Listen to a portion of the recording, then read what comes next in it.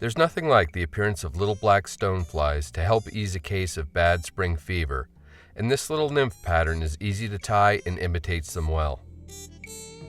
A Dai-Riki number 285 3x long nymph hook makes for a well-proportioned little black stone. Although 14s and 16s will work, I really like a size 18 or even 20. Begin by mashing the barb on your hook and getting it firmly secured in your tying vise. For thread, black UTC 70 Denier will work just fine. Start your thread on the hook shank and take a few wraps before breaking or snipping the tag end off. Wind your thread forward, leaving a small amount of space behind the eye. For antennae and legs, Montana Fly Company's Centipede Legs in the mini size work well. Snip a single strand free from the hank and then fold it roughly in half. Form a small loop and place the loop so it extends about 1/2 inch in front of the hook eye. With a pinch wrap, secure the rubber legs to the top of the hook shank and take wraps rearward to about the hook barb. Then, wind your tying thread forward to roughly the 1/3 point on the hook shank. Snip the rubber legs off so they're about as long as the hook. Next, snip the loop on the front rubber legs and cut them so they're a little less than a hook shank in length. For the abdomen of the fly, black stretch tubing from Wapsi in the micro size works exceptionally well. About a 4-inch length is all that's needed.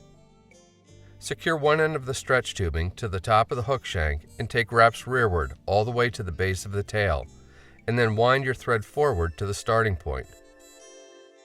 Get hold of the stretch tubing and with a bit of tension, begin making adjacent wraps up the hook shank. You'll find it flattens a bit, but maintains a segmented look. At the 1/4 point on the hook shank, firmly secure the stretch tubing with a few tight wraps of tying thread. You can then snip it off close. For the fly's wing case, snip 6 to 8 natural colored pheasant-tail fibers free from the stem and reorient them so you're holding their tips. Snip the very tip ends off and then place the fibers on top of the hook shank just above your tying thread. Once they're secured, take wraps rearward to the 1/3 point on the hook shank and then advance your thread forward, leaving a small space behind the eye. For the thorax, dark hare's mask looks good and picks out well. Pull a small clump from the packet and dub it on your tying thread to create a thin dubbing noodle that's tapered at both ends. Starting just behind the eye, wrap the dubbing rearward all the way back to the end of the wing case, and then forward to just behind the eye.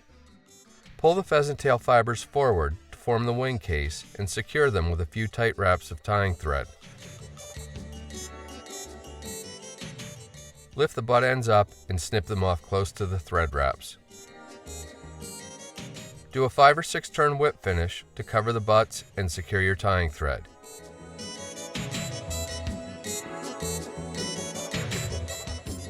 You can then snip or cut the thread off close. A small strip of Velcro on a popsicle stick works great for roughing up and picking out the dubbing. A drop of head cement applied to the wing case and down to the thread wraps really helps to increase the fly's durability. Once it sinks in and dries, it also gives the wing case a bit of shine. Just because there's still snow on the banks and you can't feel your hands doesn't mean you can't fish. I'll tie this pattern on behind a heavily weighted prince, and it's usually a toss-up which fly gets taken. On this particular day, the little black stone was the clear favorite.